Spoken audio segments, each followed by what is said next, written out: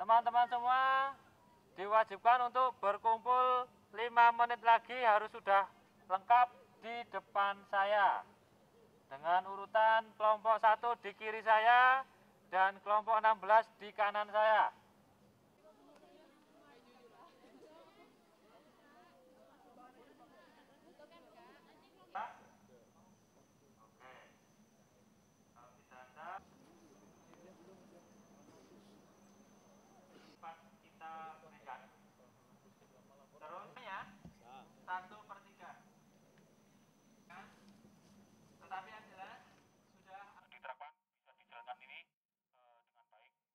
Assalamualaikum warahmatullahi wabarakatuh. Alhamdulillahirrabbilalamin.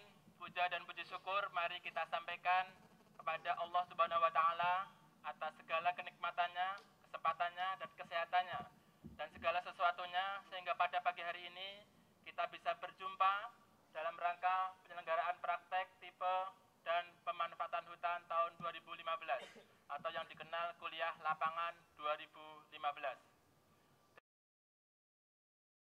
Terima kasih berkenan kembali lagi ke tempat kami. Yang jelas kami merasa bangga dan selamat datang kepada rombongan keluarga besar Fakultas Kehutanan Universitas Gadjah Mada. Yang jelas kami merasa bangga dan terhormat menjadi salah satu tujuan praktek dari calon-calon pemimpin kehutanan masa depan. Selamat melaksanakan tugas yang dibebankan oleh fakultas. Mudah-mudahan semua berjalan lancar.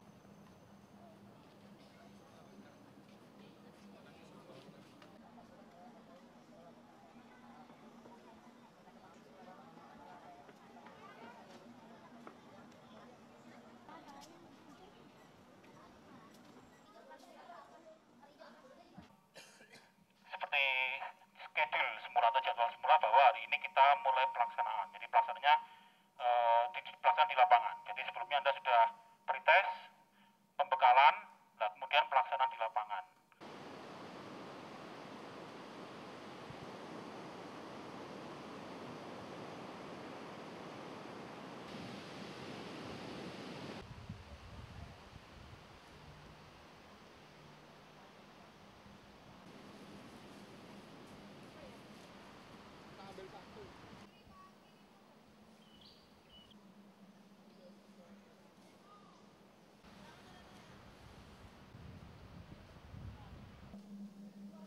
Manfaat KL ini adalah untuk menumbuhkan kesadaran mahasiswa bagaimana mengenai kekayaan hutan di Indonesia ini, khususnya di Jawa ini. Yang kedua adalah meningkatkan kemampuan mahasiswa ini dalam mengumpulkan data, kemudian bekerja sama dalam tim, kemudian membuat laporan. Dan yang ketiga adalah membantu mereka untuk memahami bahan-bahan di kuliah mereka itu. Kita laksanakan praktek ini.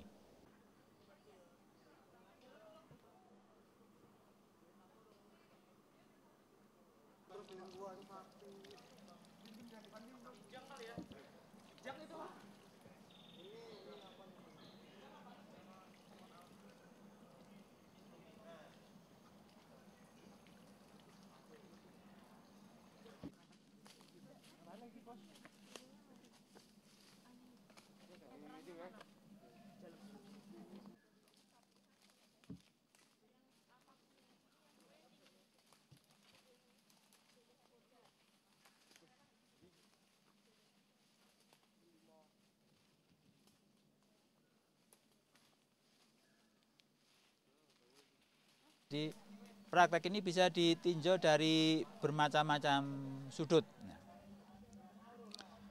Dari segi ekologi hutan, praktek ini, pengenalan tipe hutan ini berdasarkan pada klasifikasi hutan yang dibuat oleh Van Steenis. Kemudian yang diamati dalam praktek ini adalah tipe vegetasi yang bisa dijangkau, diakses dalam suatu rute perjalanan yang dibatasi oleh kendala waktu, sehingga tidak bisa mengamati semua tipe hutan yang ada di dalam klasifikasi Van Steenis. Dimulai dari yang bawah ada vegetasi pantai, kemudian di bagian bawah yang dipengaruhi oleh pasang surut ada hutan mangrove, kemudian juga ada hutan payau. Kemudian bergerak semakin ke atas, kita menuju ke hutan hujan tropis dataran rendah. Kemudian setelah itu menuju ke hutan hujan pegunungan. Nah, hutan hujan pegunungan yang bisa dicapai itu hutan hujan pegunungan rendah. Sesungguhnya masih ada lagi hutan hujan pegunungan tinggi dan selanjutnya kita hanya sampai hutan hujan pegunungan rendah.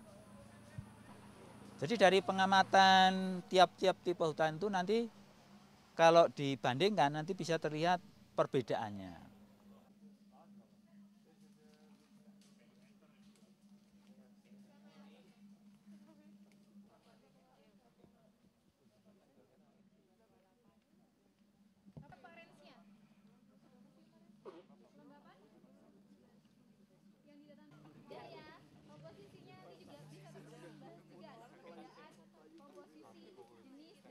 Mahasiswa ini diajarkan untuk bisa mengenal jenis-jenis vegetasi pada berbagai macam tipe hutan, mulai dari yang paling rendah di hutan pantai sampai yang paling tinggi di hutan pegunungan. Harapannya mahasiswa ini bisa mengenali jenis per jenis itu kalau seandainya memungkinkan, tetapi kalau seandainya tidak, kami berharap minimalnya adalah mahasiswa bisa membedakan pada hutan pantai itu ada berapa jenis, kemudian semakin ke atas itu mungkin seharusnya mahasiswa mendapatkan jumlah jenis yang semakin banyak, semakin kompleks.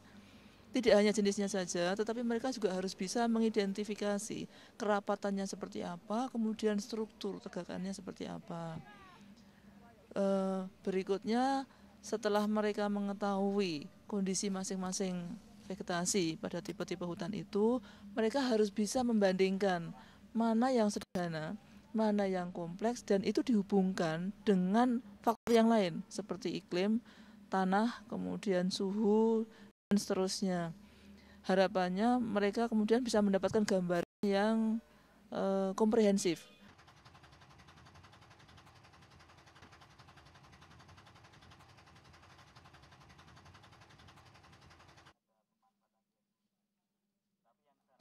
Di dalam praktek ini ada aktivitas, ada pekerjaan yang dilakukan oleh mahasiswa, yaitu mendeskripsi tiap tipe vegetasi itu.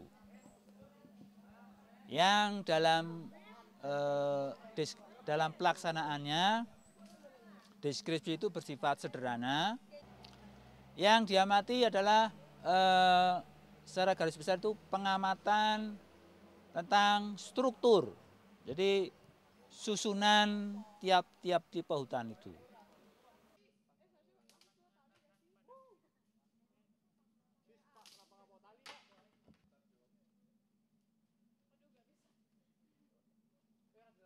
Setelah mereka melakukan pembuatan peta ukur, ada dua tipe pengukuran. Pengukuran yang pertama itu sesuai dengan ukuran peta ukurnya, ada 2x2 untuk semai dan tumbuhan bawah, 5x5 meter untuk sapian, kemudian 10x10 meter untuk tiang, dan 20x20 meter itu untuk pohon. Pengukuran standar sebagaimana yang sudah diajarkan. Kemudian yang kedua itu adalah pengukuran untuk struktur.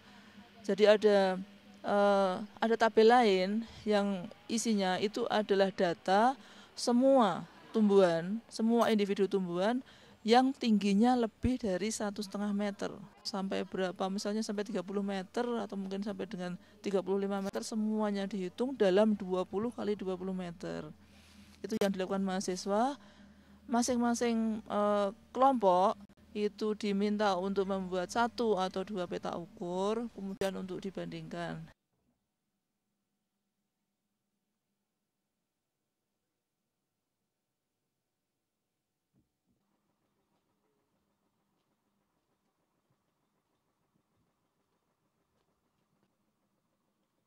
Mata kuliah fitogeografi pohon atau dendrologi itu bagi mahasiswa cukup membosankan.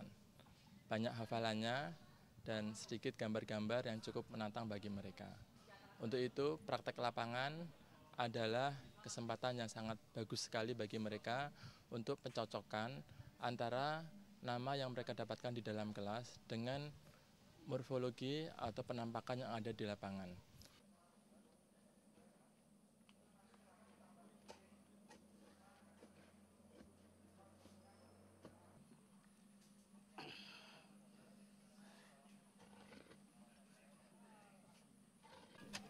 Praktek tanah yaitu pengenalan mengenai pembuatan profil tanah. Jadi pembuatan profil tanah itu sangat berguna terutama untuk mengetahui kedalaman volume tanah, kemudian untuk mengetahui adanya horizon-horizon, kemudian untuk mengetahui perkembangan akar dan kedalaman akar efektif. Jadi sejauh mana akar itu bisa menembus secara vertikal ke dalam tanah. Kemudian dapat juga digunakan untuk mengetahui ada tidaknya bercak tanah. Jadi kalau tanah ada bercak, itu menunjukkan bahwa drainase dan aerasinya kurang bagus atau jelek. Kemudian juga dapat digunakan untuk mengetahui ada tidaknya dan banyak tidaknya bahan kasar di dalam tanah. Kemudian untuk mengetahui juga kedalaman air tanah atau permukaan air tanah atau water table. Kemudian secara fisik, kemudian masing-masing horizon itu diamati mengenai warna tanah. Jadi kalau warna tanah semakin gelap ke arah hitam, itu menunjukkan bahwa bahan organiknya akan semakin banyak, sehingga tanah itu akan semakin subur. Kemudian tekstur tanah, itu menunjukkan kasar halusnya tanah, jadi perbandingan antara pasir, debu, dan lempungnya. Kemudian juga struktur tanah. Di samping itu kita harus mengetahui juga persen penutupan sersah. Jadi berapa persen tanah itu tidak kelihatan. Jadi kalau tanah tidak kelihatan berarti penutupan sersah itu 100%. Tapi kalau tidak, itu hanya berapa persen nanti yang terlihat. Kemudian ketebalan sersah itu juga diukur berapa senti. Jadi adanya sersah itu sangat penting hubungannya dengan siklus hara dan siklus hidrologi. Di samping itu mudah tidaknya tanah itu tererosi. Di samping sifat fisik tanah seperti tadi ketebalan volume dan sebagainya, itu juga diukur secara kualitatif kandungan bahan organik. Digunakan H2O 10%. Kemudian juga untuk membedakan apakah tanah itu berasal dari batuan gamping atau limestone atau batuan kapur atau tidak, itu digunakan HCl. Kemudian di samping itu permukaan reliefnya itu juga diamati. Jadi apakah bergelombang, datar, kemudian kemiringannya berapa derajat, itu juga diamati.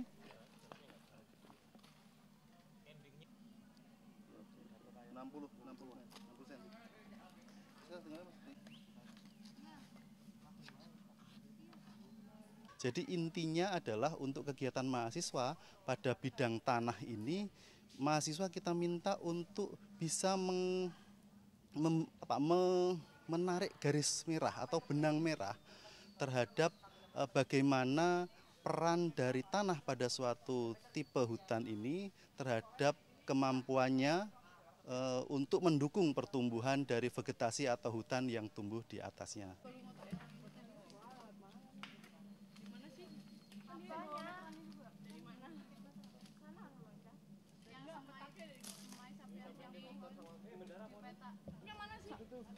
Kamu berdua.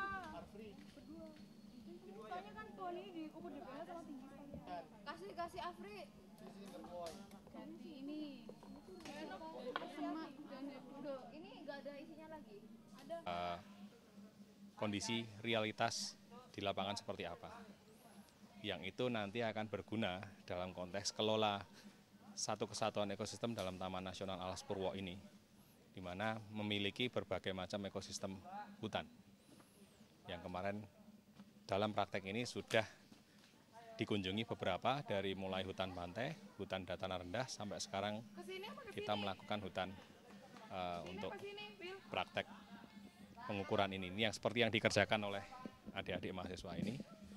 Ya, bisa diarahkan juga kameranya ke sana, jadi ini bagaimana mereka melakukan itu. Jadi inilah yang akan mereka lakukan selanjutnya dalam pekerjaan pengelolaan hutan sebagai awalan untuk mengetahui informasi dasar mengenai kondisi tegaan. Kira-kira siapa yang mengelola kemarin ini? Siapa pengelolanya? Lembaga pengelola siapa? Taman Nasional. Pemerintah pusat atau pemerintah provinsi dan kabupaten. Jadi Yonal seperti Taman Nasional Alas Purwo ini. Itu dari sisi pengelola. Dosen pembimbing lapangan paling tidak ada 5 tugasnya. Yang pertama adalah menyiapkan kegiatan baik sebelum kegiatan maupun pada saat kegiatan. Kemudian yang kedua adalah melaksanakan pengarahan terhadap operasional pelaksanaan kegiatan praktek itu sendiri. Kemudian yang ketiga adalah memberikan pendampingan kepada mahasiswa agar bisa mengikuti instruksi yang telah diberikan sehingga mendapatkan hasil atau proses suatu praktek yang baik. Kemudian yang selanjutnya atau yang keempat, memberikan pemaknaan terhadap apa yang dilihat atau apa yang diukur misalnya. Kemudian beberapa pertanyaan mungkin memperjelas penjelasan dari narasumber. Kemudian tentu saja yang terakhir adalah memberikan evaluasi terhadap mahasiswa, bagaimana mahasiswa melaksanakan kegiatan praktek dan melakukan penilaian, sehingga memberikan penilaian secara akademik. Kurang lebihnya itu proses pengenalan kegiatan.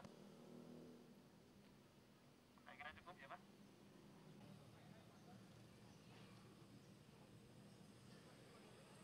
Sampai kemarin selama 3 hari. Jadi secara garis besar bahwa kayu yang dari hasil produksi pemanenan itu setelah dibaging polisi dan lain sebagainya di sana diangkut ke TPK dengan dokumen. Kemudian ada kegiatan apa tadi? Suatu kegiatan yang bertujuan untuk nanti membuat penyerahan, ya kan? Itu ada fungsi yang dilaksanakan oleh serangkaian kegiatan yang atau PUHH. Ya, tadi ya, itu adalah salah satu kegiatan dari namanya kegiatan apa? Kami dari panitia dosen mohon maaf kalau ada yang apa hal-hal yang tidak mengenakan selama praktik lapangan. Selamat sampai tujuan. Jadi dengan ini kami tutup pelaksanaan acara kuliah lapangan.